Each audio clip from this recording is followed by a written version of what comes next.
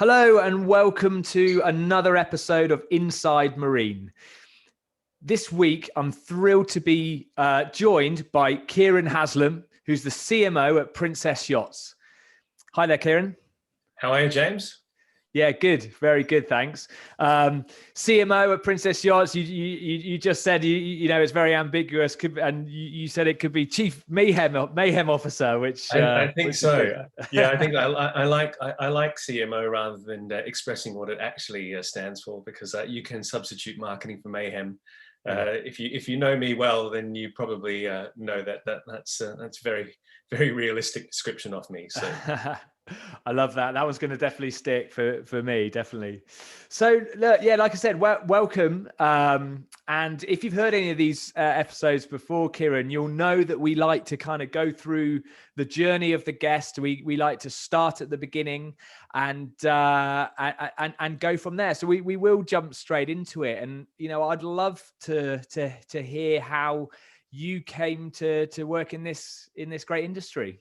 yeah, sure, James. Well, I mean, it starts with maybe the kind of mindset that I've had and that has been nurtured in me from a very young age. And I was born in Perth in Western Australia, which is, as I say to all of the Plymouthians and Cornishmen and women around me, I'm really from the southwest, you know. So, but Perth is a little pimply little place, and you know, on the far western extremity of Australia, and it's a quiet town. And we left Perth as an expatriate family when I was a little kid. So I'm about to enter my 45th year, and of the 45 years that I've been alive, 34 of those years I've spent as an expatriate, which means that I've been outside of my home, and that's given me a real different sense of the world, and that nomadic approach to life, where you're exposed to different smells and sounds and cultures and languages. And religions at a very young age. It had a huge effect on me. And after living all across the world as an expat family, we did go back home to Australia. And I started studying marine biology and fisheries at the Australian Maritime College in Tasmania. And I wanted to do that because I'm absolutely, and still probably will be until the day I die, a huge enthusiast of the ocean world, of nature, and actually more specifically freshwater fish. I'm really into ichthyology, and spent a great deal of my own private time as a kid looking into it. So that was all great, except for after a while I became quite disillusioned that no one was going to actually make me the next Jacques Cousteau or Attenborough. And so I sort of pivoted out of marine biology, went through sciences and engineering, and did all sorts of, you know, quantum theory studies and along the way, which was a load of fun, until I got spat out the other end of the university chain as a engineering technologist. And upon that, I decided, well, now that I've got my degree, what should I do? And spoke to my dad about it. He's a really interesting engineering mind. And he said, do whatever you want to do. What do you want to do? And I said to him, I want to play guitar. And I'd always played guitar from being a little kid. Again, just, you know, in my bedroom, tinkling around, or sitting at the breakfast table with toast in one hand and the other hand on the fretboard. And I was self-taught. I never had a teacher or an instructor, so I was entirely self-taught by ear. And that really took off. I used to play a lot of gigs in and around Melbourne, and all across Australia as a you know, a member of a band. And I got a great break and opportunity to start touring around the world. And I did that, and I had a nice little network of agents who took me around the world. So I spent about 8 years of my life just full-time touring, and specialized in jazz and Latin jazz and jazz fusion, and got a lot of gigs. You know, if you know anything about being a musician, you don't really dictate the path that you want to walk down. You're lucky if you can get paid and get your next gig. And that was very much my approach early on. But I was quite fortunate that I realized that, you know, the touring life wasn't what it should be really in the world of music. So I went into doing things a bit more seriously. And eventually, through circumstance, I ended up meeting somebody, getting married, having kids, and the rest of it. And all through that journey, I sort of pivoted through professions, because I didn't sort of see the future of being a musician and having a family somewhere and being off in another location. And that pivoting took me into PR and advertising and publishing. And eventually I had a chance encounter with a gentleman who asked me if I'd like to come and join him at Bentley Motors. And so I joined him at Bentley, and that was a huge learning experience and roller coaster, because that took me into the world of luxury and pure sort of unnecessary luxury, I guess. And it took me around the world as well. At the time, Bentley had some rather grandiose plans for mainland China.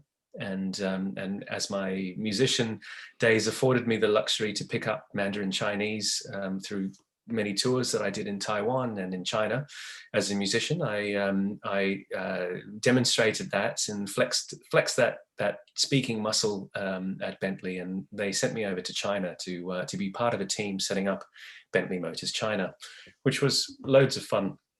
Those were the days when no one knew where China was going and what was happening, and it was just exploding in terms of it looking inwards and looking outwards, and the world from outside looking into China as well. So I rode that wave and was afforded the next opportunity, which was to relocate to the UK and come to the headquarters in sunny Crewe.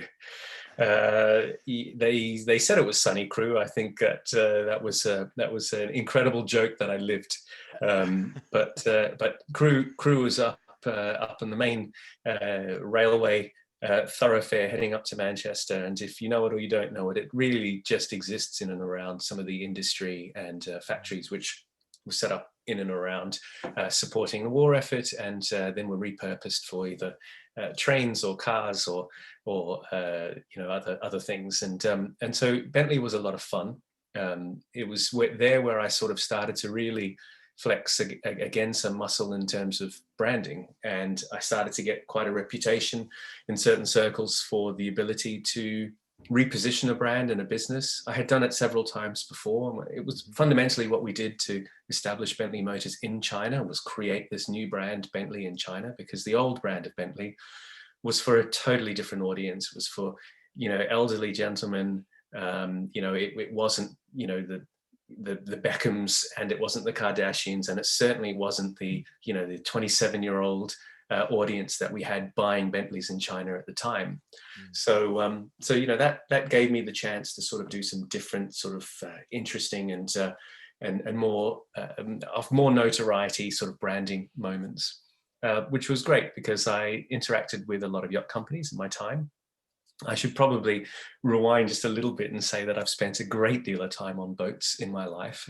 Being an Australian, you'll find very few Australians, certainly from my generation, who didn't spend a lot of time boating, because it's just part and parcel of Australian life. You get a job, you get a car, next you get a house, and then you get a boat, and that's sort of the journey of life in Australia. So I spent a lot of time boating, and particularly in the Australian Maritime College, I spent a lot of time on demersal trawling vessels, and sorting out things from stock counts to sexing fish at different age and profiles, and so that was a load of fun as well, which was good. So the boating thing wasn't really that strange to me, and the opportunity came around to join Princess, and at the time it was billed as sort of like still one of the best kept secrets in the boating sphere, and the idea was to sort of shake things up and be a little bit radical. And that brought me down to the Southwest in the tail end of 2014, and I moved the family down and relocated down here in 2015, and I've been here ever since, which has been a really great journey. Yeah, wow, fantastic. So actually, right from those early days, you've been on a real fascinating kind of roller coaster just to really even get you to the point where you've joined the marine industry. And and also it sounds like you're having a father who was sort of supportive for his son to go off and play guitar because that's what he wanted to do. I mean, what a fantastic kind of upbringing that was to really kind of follow your dreams, if you like. It's worth saying that it wasn't just my my dad. It was my mum as well. You know, they were both really intense minds. My mum is a doctor of metacognition, and she did a whole series of studies just looking at how we process information and how it's interpreted from, you know, from a young age to a mature person, how they process the world around them and how they can communicate it. And so really really interesting stuff. And you know, that's between the two of them, they sort of, you know, shuffled me down several opportunities to sort of find you know, find out what the world is out there, and to internalize it. So yeah, it was a lot of fun. Yeah. And some of that, what you were just saying about that your mother did, can you use any of that in your marketing and PR at all? Absolutely. So here's the kicker, right? I'm the chief marketing officer of Princess Yachts, arguably one of the most powerful luxury yacht brands that's around today. And you know, I didn't study marketing. As I just told you, I went into marine sciences, marine biology, and engineering, and I spent a great deal of time in the music industry. So why is it that I'm a marketing guy? Well, I think the secret there for me is I've always approached branding and marketing from an anthropological perspective, which is unique. You'll find lots of marketing people who will sort of all of a sudden grapple with interesting concepts about Jungian persona and archetypes and brand archetypes and stuff. And I often see the marketing person going in and taking handfuls of this information and trying to pull it together and create elaborate sort of plans to connect, you know, reasoning to marketing causes and brand work. I think I come from the other side. I'm looking at it from other eyes. And I was really fortunate that you know, I stumbled across Joseph Campbell when I was 11 years old. And I got into his work, and I started reading a lot of his books, and I sort of just started to see these, you know, basic patterns of human behavior. And you do it as a musician as well. It's a wonderful thing to be a musician and to be doing a concert, and, you know, someone to come into the club where you're performing, and literally for 3 hours you can sit on stage and you can stare at people. And you know, if you, James, weren't a musician on stage and you walked into that bar or that club, and you just sat there and stared at people for 3 hours, you'd probably get slapped in the face by somebody going, "What are you staring at?" Right? But as a musician, you can do that, and after a while, when you're doing it every night of your life for years on end, you really start to pick up on the nuances of personality and people's behavior, and particularly how people present themselves. You know, everyone tends to want to present themselves as something, so they put these elaborate scaffoldings up, and there's no better place than a nightclub to witness that, to watch it in action. You know, and because eventually those personas dissolve over time, particularly if there's enough lubrication going around. You know, those things sort of dissolve, and you start to see these formations of character types. And I spent a great deal of time looking at it and writing about it and thinking about it, and it sort of led me towards behavior and interacting with people, and being a storyteller and being an entertainer, and you know, and giving something so that people leave with, you know, some information that has been imparted, or a feeling or an emotion that has been imparted. So that's the approach to branding that I take. And yeah, it just feels very natural sometimes. It's not a construct. It's not like, hey, how can I join A, B, C, and D together, you know, via this process? It just feels like, because there's A, it stands to reason we're going to be arriving at C, you know. So that's sort of the approach. It's really fascinating, because I mean, obviously, you know, you then, before Princess, were in the automotive industry, and you know, over the last sort of few years, I suppose we've seen more and more automotive industry influence in the marine industry, especially in, you know, production line yachts. But you obviously relate your skill set back actually you know, automotive, actually your experiences as a musician, and the sort of learnings from your mother and that sort of thing. So that's fascinating. But James, you know, you absolutely hit on something there, because when I first joined Princess, it was like, oh, here's an automotive guy who's come to Princess, and everyone would sort of go, oh, you know, automotive guy, and I'm not an automotive guy. I can tell you that 100%, right? I worked in automotive, so I know I'm not an automotive guy. Automotive has been around in very complicated corporate structures and constructs for a very long time, right? 100 years and plus. And there's a lot of unnecessary organization and hierarchy, and there's a lot of there's a lot of unnecessary bureaucracy baked into automotive companies. And what's so fascinating, what's so lovely and enriching about the boat world is we don't have that. We don't have, we do have, some pretentious behavior here and there, but generally speaking, it's not so much more relaxed about who we are, because you have to be, right? You're dealing with customers at particularly in our sector, we're dealing with customers at the point of peak elation, right? They're in a happy place. They've arrived at a moment where they can enjoy something which most people can't. And we're not selling A to B products, and certainly not in our business at Princess. We're not selling A to B products. So we are fundamentally selling the most unnecessary luxury item that you can probably imagine right now. And not only are they unnecessary luxury items, they're unaffordable to just about everybody except for the people who can afford them. And it's a really strange space to be in, and you just have to be yourself. And I think, I can't stand there and tell someone to spend 15 million pounds on a boat, because I don't have 15 million pounds to spend on a boat, nor would I probably if I did have 15 million pounds. I might go and, do some kind of a community project to make the world a better place instead. But that's just me. So if I'm standing there in front of somebody who is going to spend 15 million pounds, what can I tell them? Well, I can tell them that with all of the integrity and honesty in the world, we put our heart and soul into this product, and we've tried to do something or exceed an expectation, find a detail or find a nuance or find a level of quality and finish or of performance that really makes us, happy when we go to bed at night and happy when we wake up in the morning. And that's all you can be. You have to be real and you have to be personable. And again, in the automotive world, they dial personality out. It's like everything's corporate. There's a corporate tone and a meaning, corporate colors, and never should you stray from that. And in the boating world, we don't need all of that stuff. Of course, it's great to have these basic building blocks that people can align with and resonate with certain behaviors and expectations. But we don't need to have all the unnecessary pomp, and that's why boating's just so special. It's a lot of fun, and you can really see personalities popping up. And think about all of the great brands. Can you separate the great brands from the people who actually initiated the product or started them? There are very few people who would say, "Hey, I bought a Bentley because of Walter Owen Bentley. What a cracking guy!"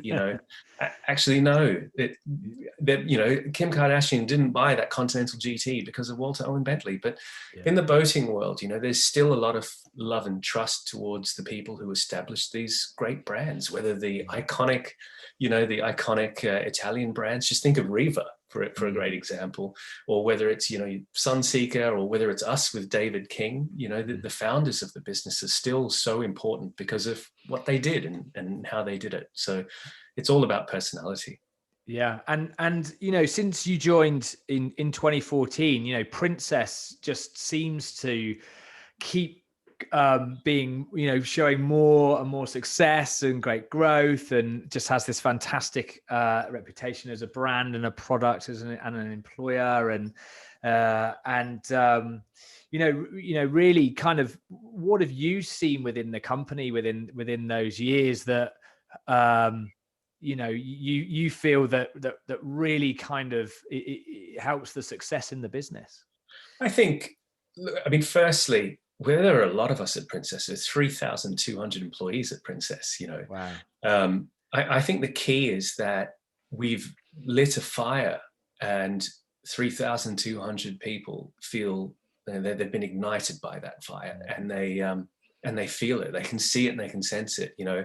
I think we've had a long history of being a business that was a great business, but wasn't necessarily the leader. It was very good at following, and not only did it follow, it also outdid some of the people that it was following. So it sort of started to get a good trajectory of loyalty and of fans and of users and owners who were satisfied with the quality, the seakeeping, the fact that they could come back and the same person would be there to look after them, look after their boat, help them with their issues. Because as you know, boats have issues. And so, I think that was what we always had, that bedrock. And then I think in 2015, we tried to shake things up a little bit. And really fortunately for me, in 2016, Anthony joined us, our current executive chairman. Anthony joined us in 2016, and that was just absolutely magic, because although we had lit the fire and we'd started this journey prior to Anthony, when he came in, he went, "That's great, that fire there, but why aren't we lighting a fire there and there and there and there?" And everyone was like, "Well, shouldn't we just sort this out first?" And he's like, "No, let's sort that out, but let's sort all of these things out as well. Come on, let's go." Yeah. And when he did that, I think his leadership style is fantastic. He's top of the food chain, and he and I have a very similar kind of an approach where we're happy to say it how it is and to be who we are. And, if you like it or you don't, that's sort of how it is. But we won't hide and we won't pretend. We won't put up this superficiality. And he was able to unlock the confidence in me to get my own teams and my own department to sort of do that and express it as well. Because I had him as somebody saying, "Yeah, go for it." I had his approval to do so, and that was great, because we became this company that collectively we don't take ourselves so seriously, but we take everything around us extremely seriously, and that's just a really lovely balance to have. It means that you've got humility, absolutely baked into who you are, and you start to establish a workforce that is sort of truly conscientious. And I value that greatly. And I think the biggest change to Princess and the secret to our present success is it's people. Because it's people behind the new designs of the boats. It's people behind the way in which we set up our after sales, and it's people behind our network, which is over 103 countries around the world. It's people behind our marketing promises, and it's people behind the actual boats that are coming together in every hall. And so I think that's sort of the secret there to where we are right now. And we're not comfortable where we are right now. We can see this is not where we want to be. We're keeping on, as they say. Yeah. And so it's a fun time to be in the business. It really is. Yeah. I mean, I absolutely love hearing you talk about the importance of people and culture and business culture so much. It's something in our industry that I think sometimes doesn't quite have the focus that it probably needs in businesses. And personally for me, that's something that I put a real spotlight on in my businesses and the businesses that I go and talk to.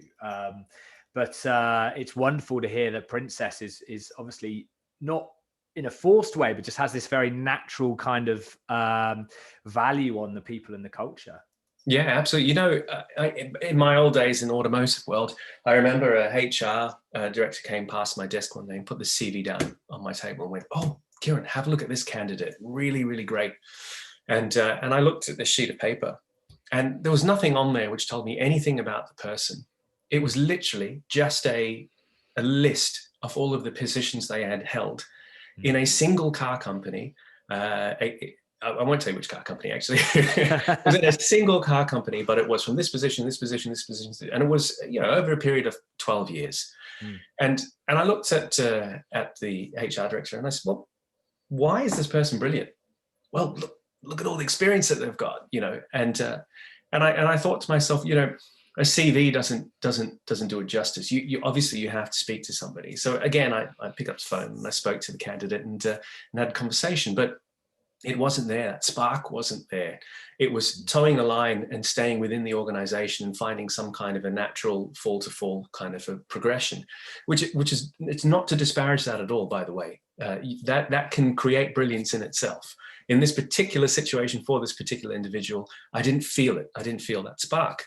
And my approach has always been that, I've hired a lot of people and in my years, and I've fired very, very few, to be honest. And my approach has always been to find brilliant people that sometimes you have no idea what you can actually do with them. You don't know how. You can't compartmentalize, things and say, right, you are going to go into that role and these people will report into you and all the rest of it. So my approach has always been, find amazing people, surround yourself with them, And that's when the magic will start to happen. And I maybe that's something I learned from my musician days, because I always tried to be the worst member of the band, right? Intentionally. So I work with that guy who studied at the Conservatorium of Music for 25 years in Moscow, and that guy who was at the Sydney Institute of Music, and blah blah blah blah. And here I am, self-taught, not knowing anything, and looking at these guys with the pressure and the weight of the world of their incredible virtuosity around me. And I've got to jump out of my skin. I've got to keep up.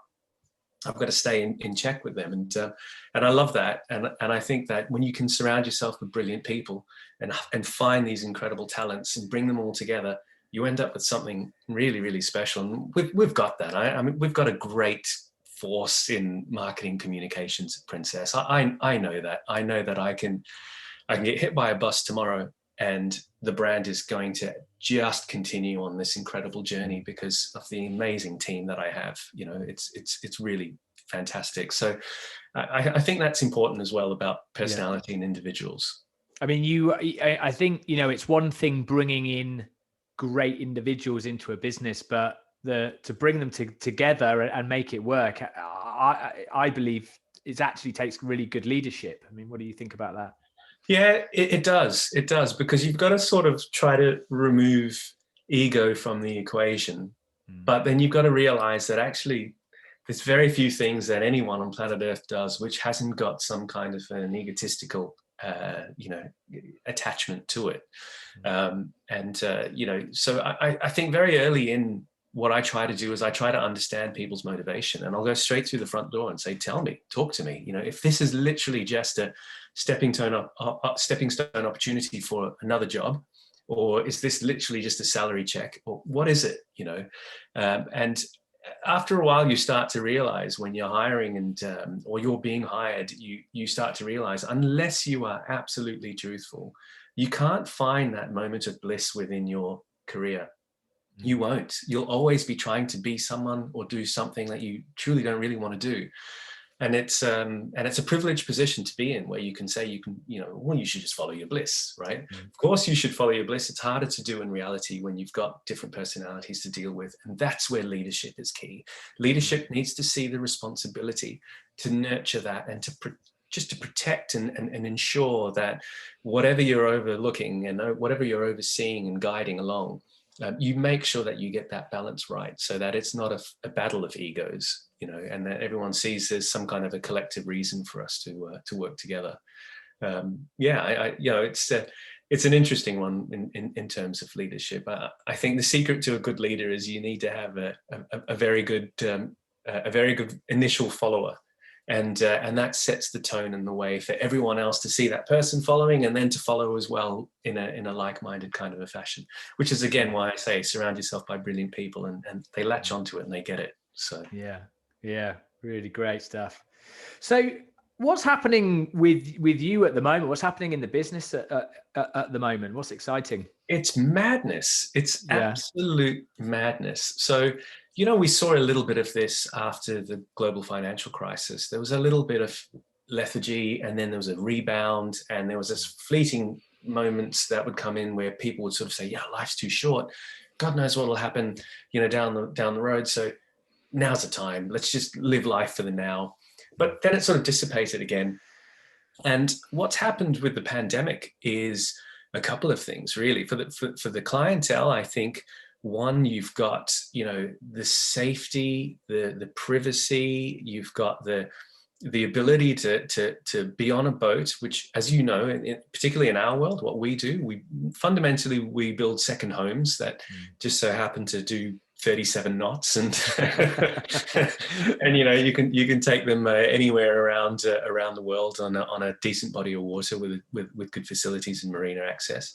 So I think they realize that this is a very safe way to enjoy life right now. It's a very predictable way, because you're not at the mercy of commercial flights and and transport and airports and hotel check-ins and all the rest of it, and that's just come to life. I think people can see time aboard, time with family and friends, eating well, being totally in control of your surroundings, but still being able to travel, it is these are holiday homes, and you can see the success of Winnebago right now. You can see the success of anyone who's got a B&B around the corner from me here in Cornwall. It's that's the driving mechanism. So that's really great. I think one of the things that we've seen, which is extraordinary, is in our sphere, we spent a great deal of time traveling around the world at boat shows. And it's exhausting.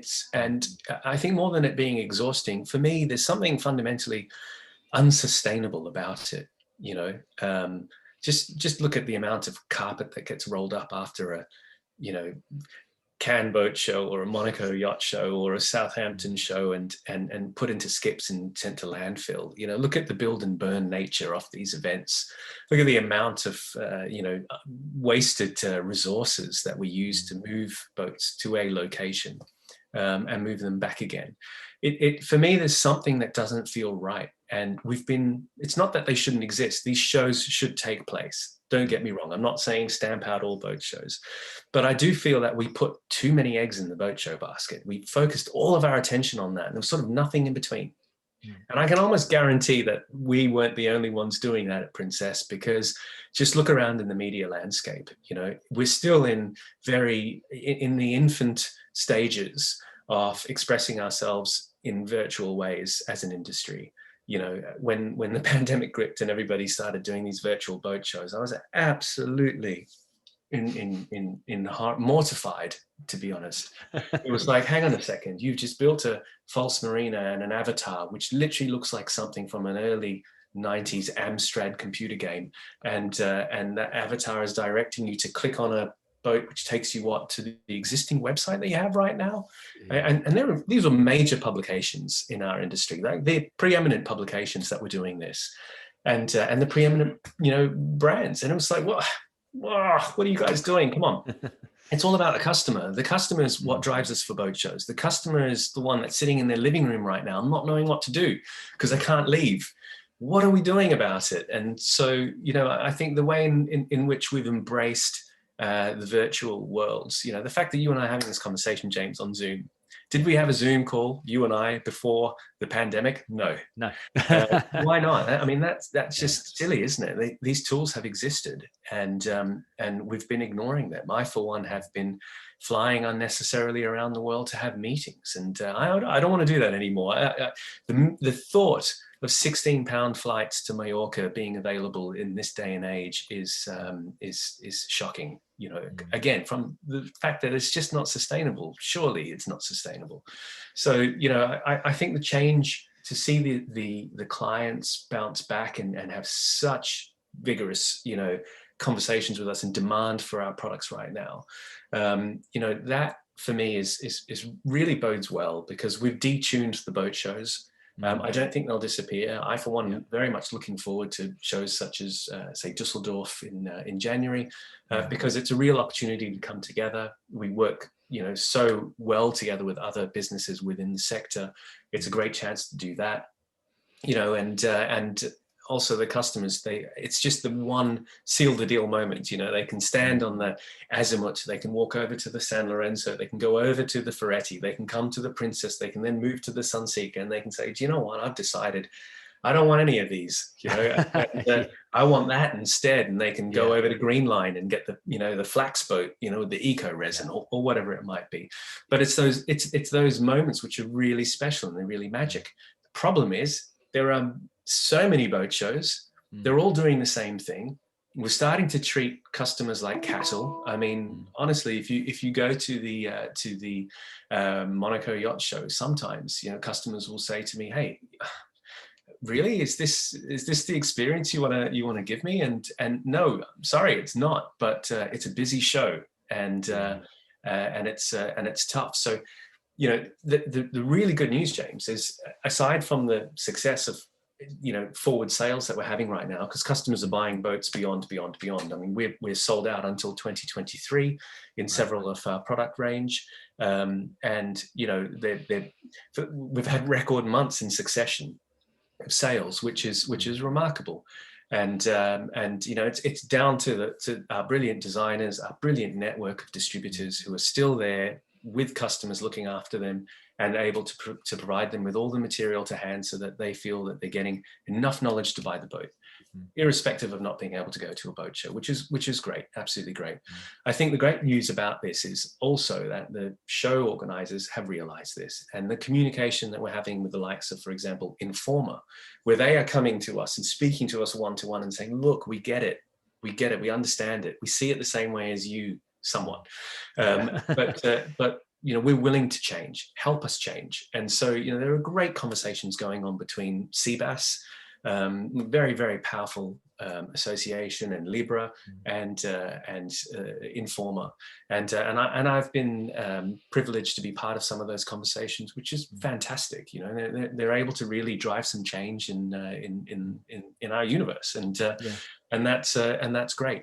I think the businesses that are going to do really well after this pandemic are going to be those who are fast on their feet, willing to embrace the ideas of sustainability, willing to embrace the idea that now we're bang on the customer's watch. It's not on our watch. We need to go to them wherever they are, whether it's in their living rooms, in their offices, or at the boat show, or in the factories. You know, we need to present to them in their frames and their time slots. And so, you know, I think that's going to really, really change things as well.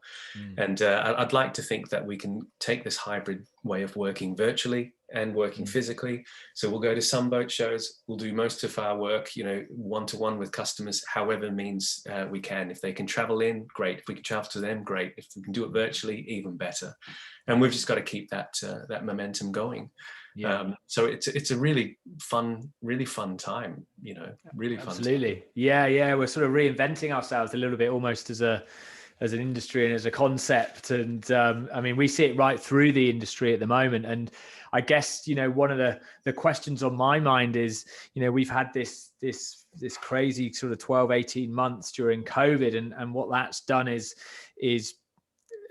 had a positive knock-on effect, if you can call COVID positive in any way, into our industry. And we have, you know, Princess with 2-3 year waiting lists, and we're seeing that across a lot of the builders. And obviously that has the knock-on effect to the equipment manufacturers and the marinas and things like that. But, you know, the question on my mind is, how do we keep that going? How do, you know, this newfound either interest in marine, whether it's a Princess yacht or a paddleboard, you know, how do we make sure that in 2 years' time we've still got that same? James, we've got to stop being alienating, right? So we're in the boat world, and we know how it works, and it's really daunting for some people. I know some people who I've invited who easily could afford the largest Princess, who would never really engaged at a boat show with anyone.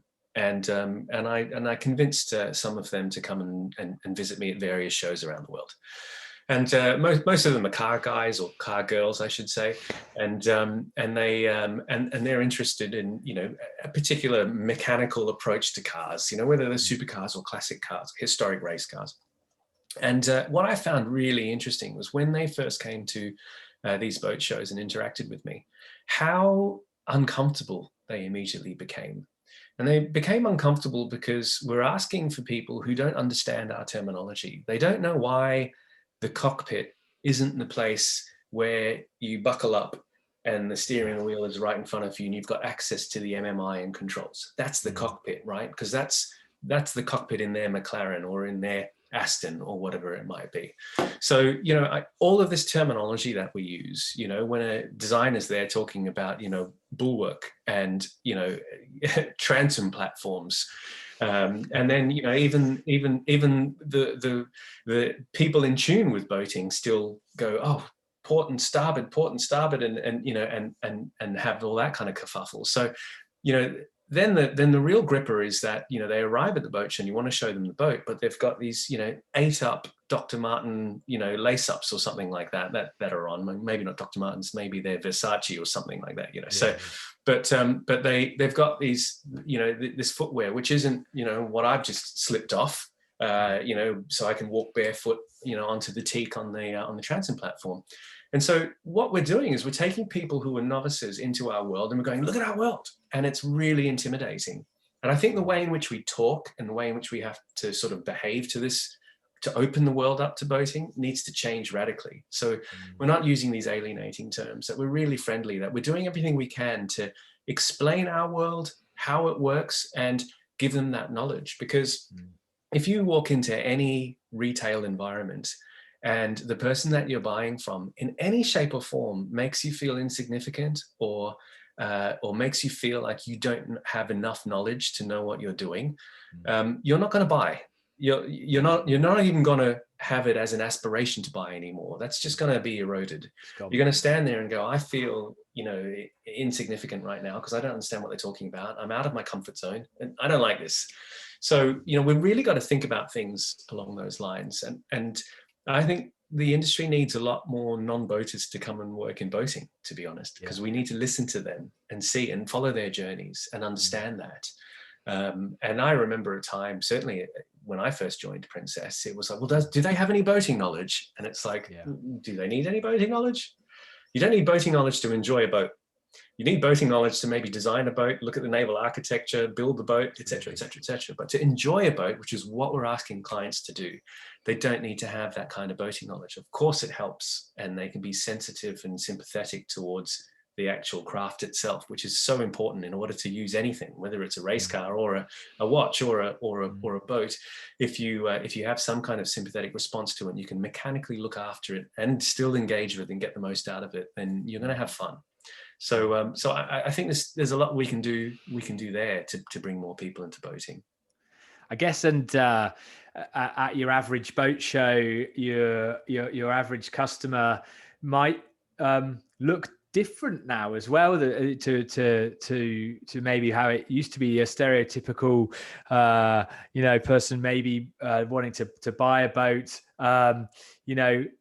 may have been, classic smart suit or something like that. Whereas I think, you got the younger generation of boat owners coming, and I think the sales guys need to be a bit more on their toes with that, maybe unconscious bias piece where, you hear of these stories where actually a multimillionaire is walking on a boat show stand and has been kind of brushed off because they don't look the part. They're not dressed how traditionally you might dress to go and visit a boat show. And it's just it's a new landscape for that, right? Yeah, I was at a car show once. It's many moons ago. I was at a car show once where it was about breaking down barriers, and it was in my Bentley days, and it was in China, and we had these, those ticker tape kind of barriers up and around, these little stands and ticker tape barriers around the car.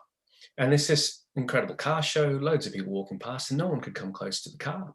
And I was getting really upset with this because I'm like, they should be pouring over that car. You can't enjoy a Bentley from afar. You need to smell it, and you need to sit in it, and you need to shut the door, and you need to hold the wheel. And that's how you get people. And it was a bit of a battle between me and some of my colleagues saying, remove the barriers. Come on, we remove the barriers. And there was this small kid who was there, and he said to me, can I look in the car? And I said, yeah, of course you can. And I physically removed the barriers. He jumps in the car. I said, sit behind the wheel and hold the wheel. And he did it. And well, guess what? I sold a Bentley to a 13-year-old, right? Because he just basically went to his dad and said, we have to buy this car. We have to buy this car. He was so excited about the car. The car, dad came and sat in the car and said, okay, let's buy the car, and that's literally it. Right. And I think is the industry ready for the diversity of this kind of change and this influx? I know they're ready to receive the rewards, the financial rewards of it, but are they ready to really embrace it? How many boat brands out there are willing to put a marker in the sand and celebrate, for example, Pride Month? Just a question. I know, because we did it, and we got some comments. We got some incredibly positive comments. We got some incredibly negative comments. And the beauty of social media, everyone, each to his own, and if only it could escalate into a diplomatic debate, but it never does it? So but the premise of everyone being able to express their opinion is great. I for one am extremely proud that that I'm in a company where we can say we absolutely celebrate all forms of diversity and anyone on planet Earth, right? And that's one of the beautiful things about our brand tone and who we are. But still, the industry is in a strange place. I'll give you a funny analogy, and of all of this, and the sort of lack of diversity in a way. Obviously, you can see me. I'm of Indian and Portuguese heritage, born in Australia, living and working in the UK for a British boat building company. So there's I'm married to a half German, half Brit, and my children were both born in Muscat and Oman. So there's a great example of diversity within one family right there. Yeah. It was remarkable for me one day when I was accosted at the Singapore boat show. And it was at the most inopportune moment because I was with a client and someone stopped me in my tracks and just started barraging me with conversation. And at the end of that conversation said, "Thanks very much, Farouk," and walked away. And I just went, wait a minute. She thinks I'm that guy from Fedship. And literally, she thought I was that guy from Fedship. Now, there's only two reasons you would confuse me for Farouk Nefsi from Fedship, right? Yeah. There's only one reason you would confuse us. We don't look the same. We don't have the same colored hair, and he's very, very slender. And he's a handsome lad, and he dresses impeccably, Yeah. And I'm a bit of a disheveled Einstein, wily-haired character. So we don't look the same. We're not even the same height. So it was a funny thing for me because to her mind, I actually saw her later on, and ironically, she had spoken to Farouk and called him me. So, and this was later on. And when that happened, we joked about it and all the rest of it. And she actually said, you're the only two brown people in yachting, and I was like, wow, that's a strange thing to be hit with, Yeah. I honestly, I loved it. I actually turned it into a joke that I tell a lot of people. At one stage, I actually made it such a joke that I took Farouk's LinkedIn profile picture and I put it on my LinkedIn account. I took a screenshot of it and I sent it to him, and he was absolutely perplexed as to what was happening. It was great, but he and I are great friends, so we can totally take the mickey out of each other and get away with it. But I think there's a lot that needs to happen in terms of diversity and it really needs leadership to take it there. You really need to just say, do you know what? There was a time when this was acceptable, and there was a time when it was unacceptable. And I think the time where we can say, let's just stay out of it because we want to be neutral, I don't think that's acceptable anymore. I really don't. I think you need to have an opinion. And certainly there's a new wave of clientele. I did a really interesting study. There's a fantastic individual called Jamie Credland at the Economist Group, and he did this wonderful study, and he's identified this next generation of wealth, which is, there's a transmission of wealth, obviously, due to a high amount of ultra high net worth wealth being held above the age of 70, and that's naturally going to be inherited to a much younger audience, between the ages of 25 and 40. And, so what's the world that they grew up in? What are the influences that they grew up in? Uniquely different to their 70, 80, and 90-year-old parents. That's for sure. And I think we're so accustomed to selling to the 70, 80, 90-year-old parents. Not all of us, we have a lot of young owners as well, but some of the network is very conditioned that way. And I think we're going to be challenged by this younger audience. They're going to ask us our opinions on stuff, because that's what's happening now. It's not that they really want you to take a particular left or right stance on a topic, but they want to follow brands that have an opinion. If it's about Black Lives Matter, what is your opinion? It doesn't matter what it is, actually, just as long as you have an opinion, because that's the credibility, that's the integrity, that's the moment, right? And how do you justify it? If you can justify it to me, then fine, I'll follow you and I'll believe in you. And this is sort of that next level of branding, which no one's really sort of tapped into. And I don't want it to be processed and orchestrated and artificial. I want it to be real. And in order for that to happen, you just got to keep elevating personalities, and you got to celebrate your people. So yeah, absolutely. And do you think as an industry we are, I guess, a bit behind maybe other industries with that branding piece and just kind of being a bit more forward thinking with the next generation of customer and things like that? yeah, I think we are.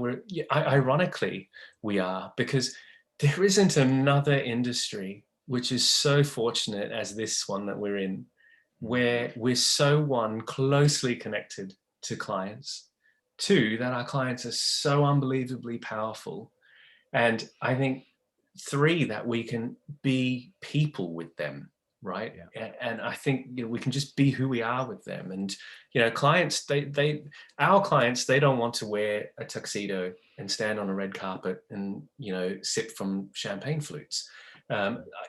Any day of the week, they much prefer, let's get in the tender, let's get over to that beach, we're in shorts and a t-shirt, let's clunk a bottle of beer together, and let's just shoot the breeze, right? And I think we don't see the opportunity in that. You don't find that in the car industry, you don't find that in the watch world, in the jewelry world, in the fashion world. We're fortunate that we've got people who are super relaxed. You can't enjoy a boat unless you're relaxed. And if you're not relaxed, you're on your boat so that you can be relaxed. Right. Yeah. So that's our universe, right? Yeah. I often joke that, the best way to describe our industry is a bunch of people drinking with a boating problem, and it's a bad joke. I get it. But sometimes I think it's true, Yeah. If you walk down a pontoon late one night in Cannes, you probably think that's true. But I think that we don't take ourselves so seriously as an industry, which is to that's the beauty. And with that opportunity and the clients being who they are and the personality bit, we do have a great opportunity that's in front of us to really to move ahead of other industries, to embrace the change and to be really forward thinking, because we can do it one by one. 70% of every princess that's sold this year, or over 70% of every princess that's going to be sold this year is an existing princess customer or a loyal customer, let's say. Yeah. And they might be looking left, right, up or down in size for their next princess, and they stay within the brand, but that leaves 30% who are brand new, and they may be brand new to boating, they may be brand new to princess. Whatever they are, those 30 people, 30%, that 30% constitutes around about 100 people. And it's not hard for me to have those 100 people listed in my cell phone. It's not hard for me, well, in a non-pandemic year, to go and visit them and spend time with them, take them to dinner, show them the boat, and we can be really personable. And our network is very personable. They know their clients. They know, what their son and daughter are doing, and what they're going to study next when they leave school, and they're in their world.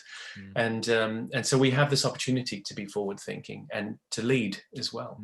I think you can probably take a lot of those theories from how do you attract a more diverse customer, and also use the same approaches to how do you attract a more diverse workforce into the industry as well, 100%. Because that's equally as important. 100%, absolutely. And the workforce is changing as well, James. You know this better than most people who are going to be watching this, that's for sure, because of your line of work, and you're a seasoned professional. So what we're seeing is people don't want the same things that they wanted before. I've interviewed kids who are straight out of university and interested in joining the marketing team, and I interview them, and they say it. I don't want a career at Princess. This is a stepping stone to something, right? And it's great. It's great that they can be so honest and they can say it. It's strange though, isn't it? Because what do we do to cater for that? We're so geared up into thinking career. The average person at Princess spends 11 years at Princess. We've got guys on the line and girls on the line. Some of them have been here for 47 years, 45 years, 44 years, and 3 generations all on the one line. And these are great stories to celebrate because of their unique stories. But is that the way? Do you want to be doing the same thing your whole life? I, for one, am a great example of someone who hasn't done the same thing his whole life, Yeah. and has jumped headfirst into the next thing, which I don't know the first thing about, but want to know the first thing about, and have been motivated and driven to do it. I think, again, that's something which is important. So maybe we need to think about the people we bring in, why we bring them in, what we're tasking them with doing, rather than saying, oh, we need a social media person. Well, they should be a young person because they know more about social media than old people. Let's go and hire there, and those kind of things just have to be eroded, and we need to start thinking about things a little differently. Yeah. I mean, it's all about the outcomes that you want from these people rather than the inputs and the what they're flexibility. doing. And the flexibility, and again, what an incredible, stroke of flexible luck the pandemic brought, because all of the stuff that we've been saying for years, I for one have been saying, flexible working. I don't need my team to sit in the office.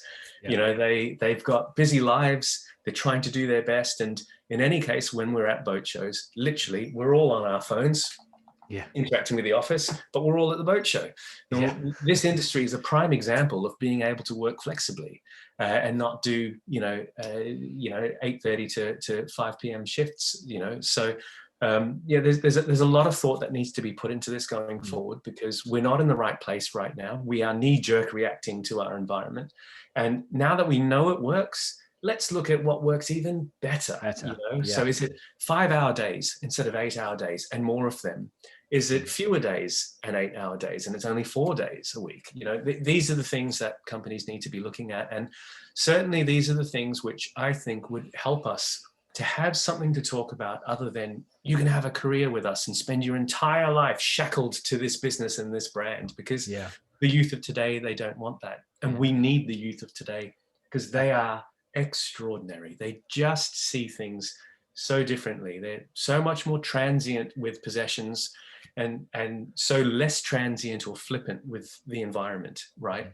And we almost feel like the problem's too big. What can we do? And they don't have that reaction. They don't have the problem's too big. What can we do? So when you talk to them about anti-foul treatments and sustainability and waste reduction and stuff, they are just like, their eyes gleam, let's get stuck into this. There's got to be some interesting way to do this, and that's what we got to bring into the industry as well. Definitely. I mean, I think we got this this opportunity, right, where maybe we've been a bit behind other industries with a few things, as we touched on before, that COVID in a way is almost reset all the industries. It's almost a blank piece of paper, and there's an opportunity as an industry to really stand out to the next generation of employee, just because we're all on a bit more of a level par now, and from a working practices point of view, and the stuff that's exciting. And I think it's really great to hear that you believe there's opportunity to really embrace that. Yeah, definitely. So look, Kiran, I could chat to you all day, I think, but we're running out of time, and we always just like to wrap up by asking one final question, and that is, if you were giving a piece of advice to somebody coming into the industry or considering coming into our industry, what would that be? I think it would be that mantra that I have, which is, don't take yourself too seriously, but take everybody and everything around you as seriously as you can. You never know who's standing in front of you, and you never know what you can learn from someone, irrespective of their gender, their age, their status in life, what they've spent their entire life doing. They may just say one thing which will unlock the magic kingdom to you. So always be open to listen, and be brave and invigorated enough in who you are as a human being to jump into debate, to question. There's sometimes I see we do a lot of things, and no one in the chain, 8 people in the chain before you have all leading up to do that same thing and passing it on, until someone stops and goes, well, hang on, why are we doing this? Why did you start passing it? Well, I don't know. I thought you wanted it, and we need to stop those things from happening, and stop and look back and say, hang on a minute, let's question what we're doing right now. Let's think about this through different eyes. So I think that would be the advice I'd give. Brilliant. Kiran, look, thank you so much. It's been fascinating chatting to you today, and some really, really great insight into, what's happening with you and with Princess. And I wish you all the luck with in the coming months. It sounds like it's a busy time there, and I look forward to catching up with you really, really soon. Thanks for that, James. And for you and for any of the viewers, whenever you see me, stop me and have a chat. If you see me at a boat show, if you're down in the southwest of England and you want to come past Princess and have a chat, I'm here with a cup of coffee and a couple of boats floating nearby to go and have a look at. So more than welcome to. Great. Well, I'll for one be definitely taking you up on that invite. Right. Thanks, Kiran. Thanks for that, James. All the best.